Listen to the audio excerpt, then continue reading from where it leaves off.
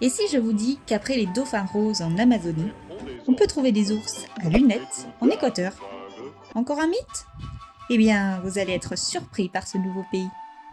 À peine la moitié de la taille de la France, il ne manque pourtant pas de diversité et de surprises. C'est donc après être passé par le Chili, l'Argentine, le Brésil, la Bolivie et le Pérou qu'on s'attaque à l'Équateur. Bon, bah il est temps pour nous De passer. dans l'hémisphère nord. C'est le retour. Mais non, c'est juste qu'on passe la ligne de l'équateur en Équateur. T'es pas un peu à l'ouest là? Non. En tout cas, original comme nom de pays. Eh bien c'est grâce aux Français. Ils l'ont appelé ainsi lors de la première mission géodésique de 1736. L'objectif était de mesurer la taille et la forme de la Terre. Ou bien peut-être de chercher l'Eldorado, qui sait. Mais faute d'Eldorado, on y trouve quand même 4 régions géographiques bien différentes. L'Amazonie, les Andes, la côte et enfin l'archipel des Galapagos à 1000 km au large. Et pour changer, c'est par le bassin amazonien que l'on commence à explorer le pays.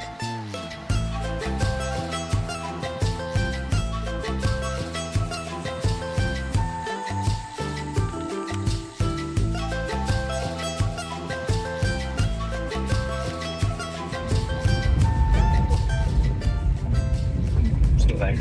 Sauvage. On traverse un téléphérique là. Ah oui, c'est moderne. C'est croirait à Courchevel. C'est reparti. Amazonie équatorienne cette fois. Cool. Et là, on monte à une petite cascade.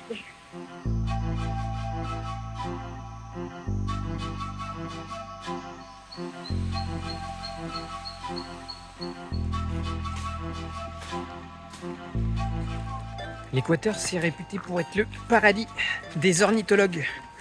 C'est qu'il y a pas moins de 1700 espèces d'oiseaux. Avec plein de toucans, de colibris. Bon, le problème, c'est qu'ils aiment pas trop la pluie. Et qu'il pleut tout le temps, là. Mais bon, on va ouvrir l'œil. Après la fougère argentée, la grosse feuille violette.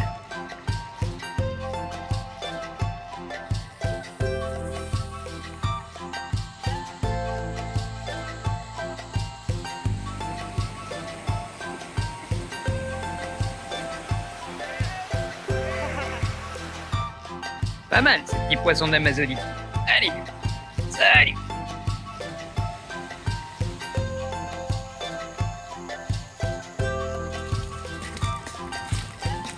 Aujourd'hui, c'est Jay de la communauté voisine qui va nous faire découvrir un peu plus en profondeur la selva, la forêt amazonienne de l'Équateur. Là, on est en plein dedans. Mais en fait,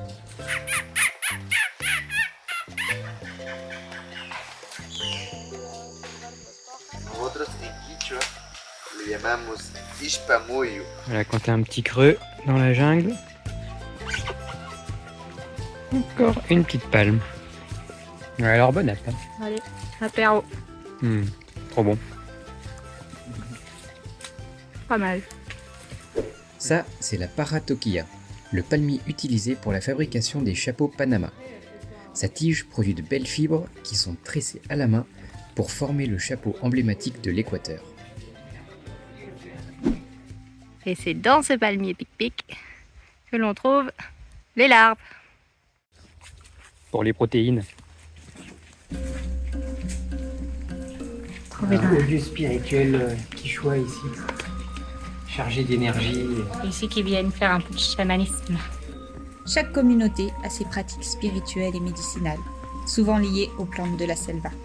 Aujourd'hui, nous allons être initiés à la cérémonie du tabac. Nosotros decimos en Quichua runa tabaco, como el tabaco de los quichuas. Sin cerveza. Todo el mundo te voy a poner, ¿ok?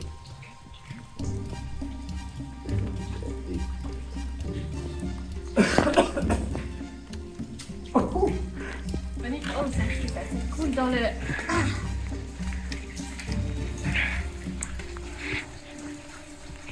Donc ça, c'était la cérémonie du tabac qui a pour but de te nettoyer de l'intérieur. Oh, ça nettoie, t'es sûr? Ouf. Expérience sympathique, mais Il y a un peu d'effet. ça pique les yeux. Tarantules partout. C'est un lieu un peu Mystique. mystique.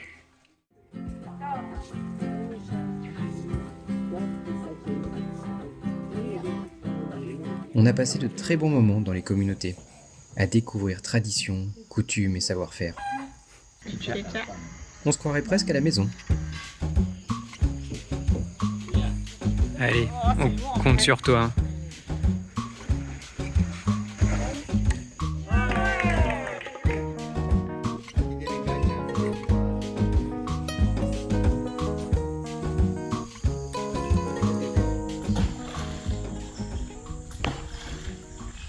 Il appelle les arapaima, les poissons légendaires de l'Amazonie. Peut-être eu du mal à le ramener celui-là.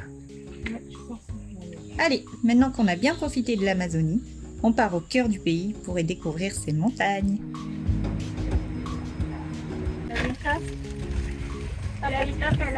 Tu veux faire tes courses? T'as tout. Voilà. C'est le problème des bus de nuit qui arrivent à 4h30 du mat. C'est qu'en faisant tout notre effort, on arrive à 6h30 à l'hôtel.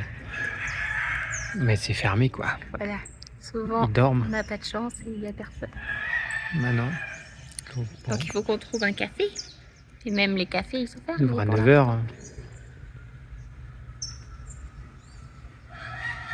Voilà.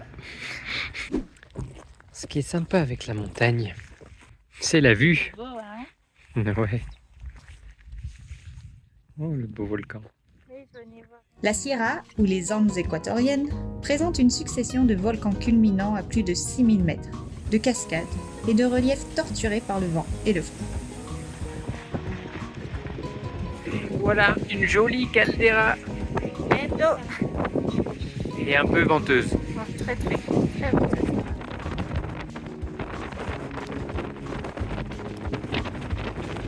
Et dans ces paysages grandioses, on a aussi l'occasion de profiter du relief autrement. C'est parti, hein? Perfecto, bienvenido a volar en los Andes ecuatorianos. Perfecto. Muy hermoso. C'est juste qu'on est à 3000 mètres et qu'il fait un peu froid. Ça doit cailler là-haut.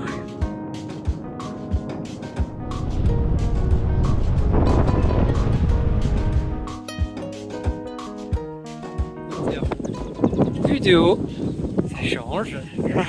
Super, super vol, super session. Bien sûr, on adapte les activités à la météo.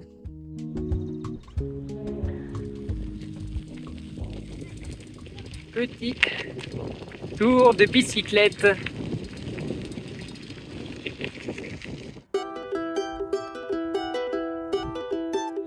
Et même à ces altitudes, la faune n'est pas en reste.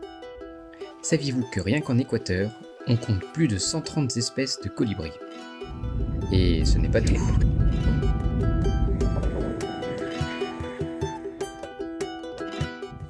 Nous revoici dans les montagnes équatoriennes.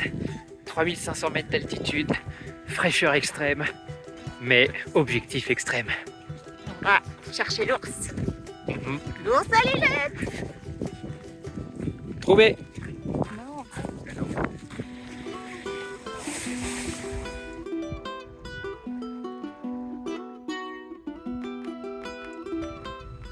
Ça, c'est leur petit-déj. On se rapproche.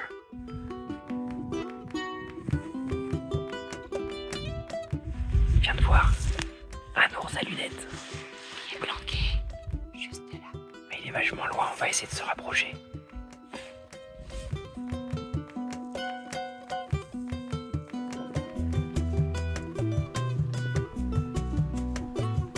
L'ours à lunettes est la seule espèce d'ours d'Amérique du Sud. Il est plutôt végétarien et n'hiberne même pas, que l'idée. C'est dans ce décor et à plus de 4000 mètres qu'il passe la majorité de sa vie. Et bien qu'il soit myope, Ce sont les marques blanches qu'il a autour des yeux qui lui ont donné son nom.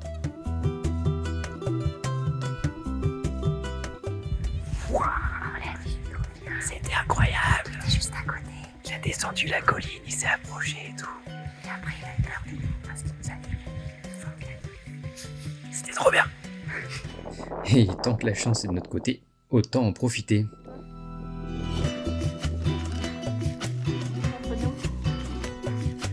Pas mal. Et voilà la truite la plus haute jamais attrapée. 4000 mètres. Allez, on se dépêche.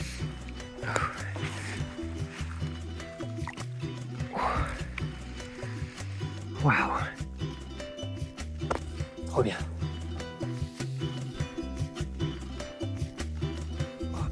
Et de deux.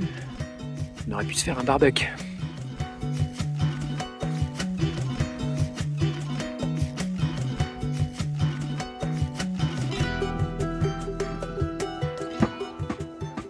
On poursuit notre route en passant par quelques villages et villes, comme Cuenca ou Quito, la capitale du pays.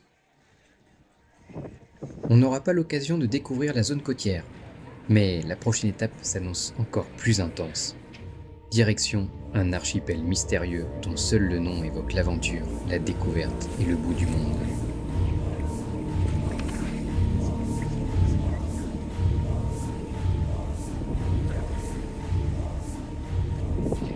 On vient d'arriver au Galapagos.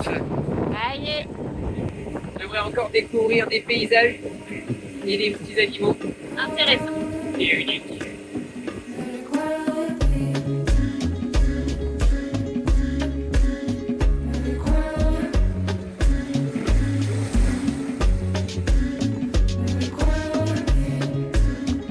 C'est sympa ici.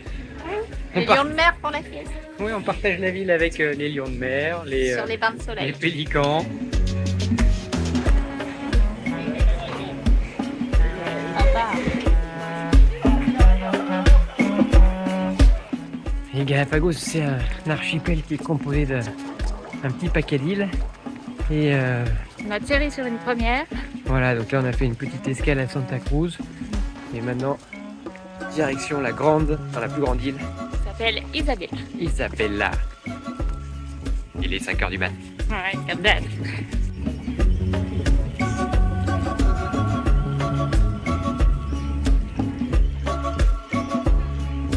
On voit bien que c'est des îles volcaniques encore. Mais on est à plus de 1000 km des côtes équatoriennes, ouais. Tu vois des trucs intéressants? Des poissons et des otaries. Mais surtout des branches. Ouh là là, elle est très très froide. Encore ces fichus courants de Humboldt. C'est pour ça que, malgré qu'on soit sous l'équateur, il y a des phoques, des manchots et qu'elle est froide.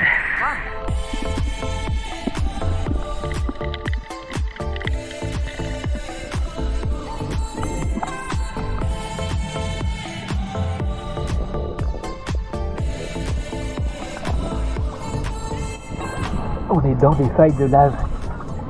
Et les requins, ils aiment bien ça. Parce qu'il fait chaud.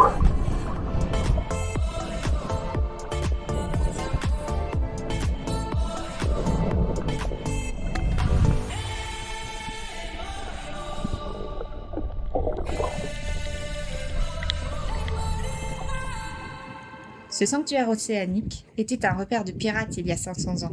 Mais sa notoriété actuelle lui vient de Charles Darwin, naturaliste britannique qui y débarqua en 1835. C'est ici qu'il consolida sa théorie de l'évolution des espèces, de la sélection naturelle. Maintenant, on va vous présenter les plus grosses tortues du monde. Les tortues des Galapagos. Ces tortues endémiques de ces îles pèsent en moyenne 220 kg. Ce gigantisme insulaire résulte de l'absence de prédateurs pendant des siècles. Malheureusement, l'arrivée de l'homme a été dévastateur pour ces espèces, maintenant menacées.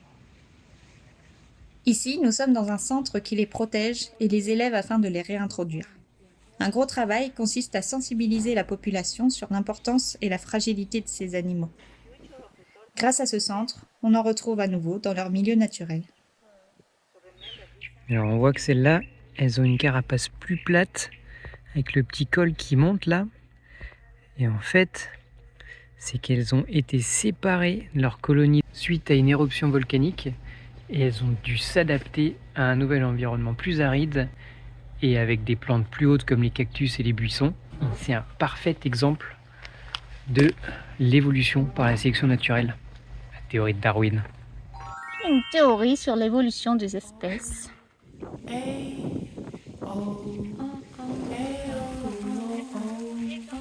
Trop bien de les voir à l'état sauvage.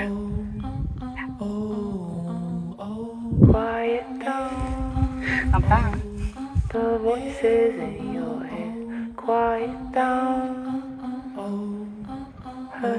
On peut vraiment pas se poser tranquille ici.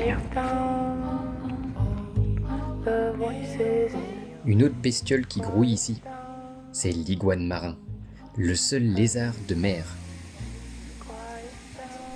Pouvant atteindre 1,50 m selon les îles, il est globalement de couleur sombre pour se réchauffer rapidement au soleil après être allé brouter des algues dans l'eau froide. Forcément, ils boivent et mangent trop salé, mais ils peuvent expulser l'excédent de sel grâce à leurs glandes nasales. Et c'est justement un dépôt de sel qui leur donne cette tête blanche.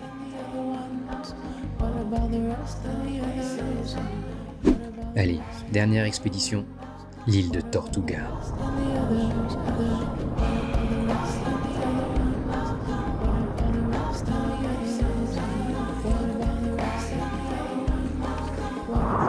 C'est l'heure du freedive à Tortuga Island.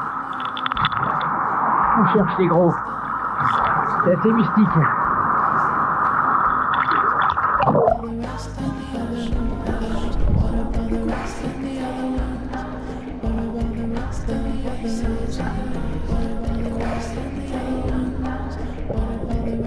Une des espèces phares qu'on peut rencontrer ici, c'est le requin-marteau.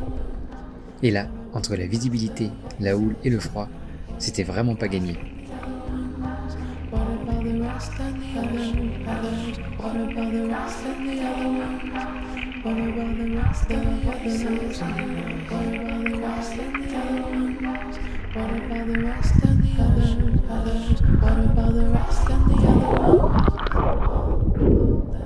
Ouais, c'est ouf. C'est incroyable.